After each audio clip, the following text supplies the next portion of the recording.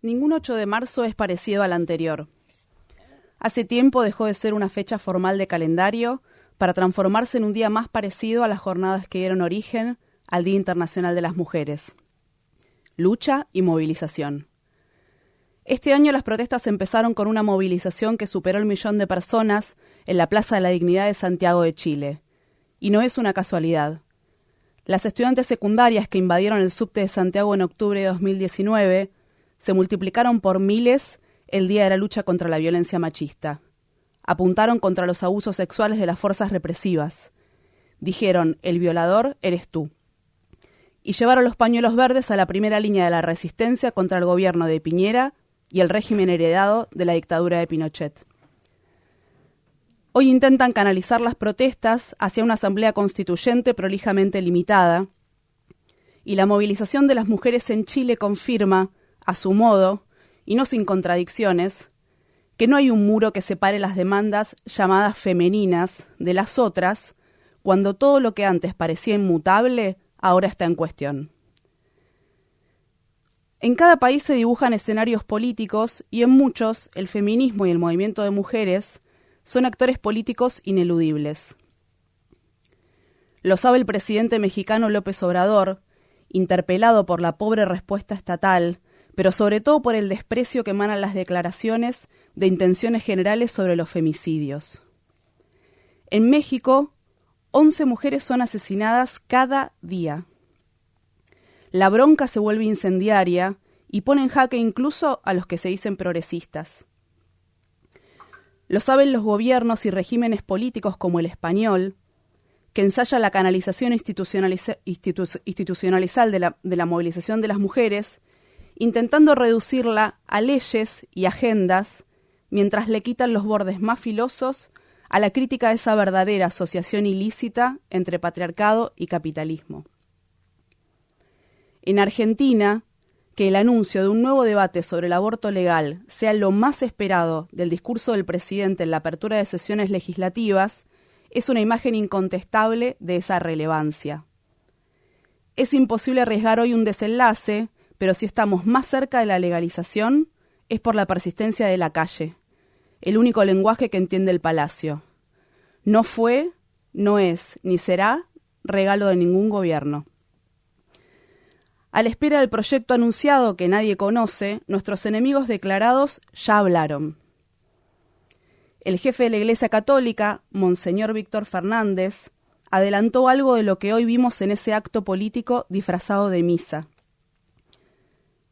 La Iglesia va a desatar su guerra, y el acuerdo político entre el Papa Bergoglio y el gobierno de Alberto Fernández no es garantía de paz. El jefe de los senadores oficialistas, José Mayans, ya habló de asesinato y pena de muerte. Los moderados, esos que dijeron no estoy de acuerdo, pero no quiero mujeres presas, como el diputado Eduardo Valdés, hoy piden libertad de acción en el bloque mayoritario del Frente de Todos para votar en contra. Para nosotras, conquistar el derecho a decidir sobre nuestros cuerpos es vital y es imprescindible, porque no queremos ser ciudadanas de segunda, pero sobre todo porque no toleramos que la mayoría de las mujeres que se practican abortos en nuestro país, que son trabajadoras, son pobres y son jóvenes, tengan que arriesgar su vida por no poder pagar una clandestinidad segura. Es un derecho elemental por el que peleamos hace décadas, por el que la Marea Verde Argentina se convirtió en un símbolo más allá de nuestras fronteras. Y queremos que sea legal ya. Conquistarlo sería un triunfo de todas las personas que agotaron días y noches en esta lucha, de quienes nos acompañaron siempre, de esas que supieron ser pocas para que hoy seamos muchas con la mayoría de la población de nuestro lado.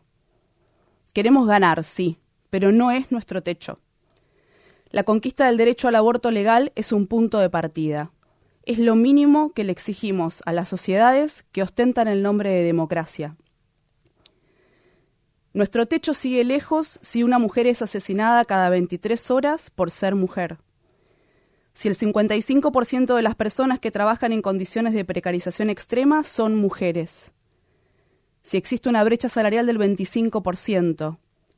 Si seguimos siendo las mujeres las que dedicamos más tiempo a las tareas de cuidado, no remuneradas y atadas a nuestro género por prejuicios patriarcales. Si solamente el 10% de las trabajadoras en edad de jubilarse cumple los requisitos para hacerlo, y la mayoría de ellas solo llega a la mínima.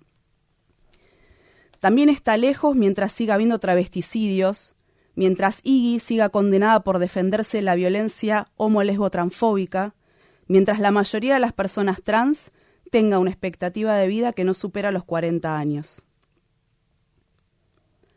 Hace muchos años que el capitalismo sofistica sus modos para mantener lo necesario de la opresión de género. Se despojó de prejuicios antiguos como aquel que decía que las mujeres somos criaturas del hogar cuando necesitó nuestra fuerza de trabajo. Modernizó su imagen y sus palabras cuando necesitó apagar el fuego revolucionario de los años 60 y 70. Incorporó discursos, incorporó agendas y hasta derechos. Una minoría de mujeres ingresó en los espacios de poder de las clases dominantes.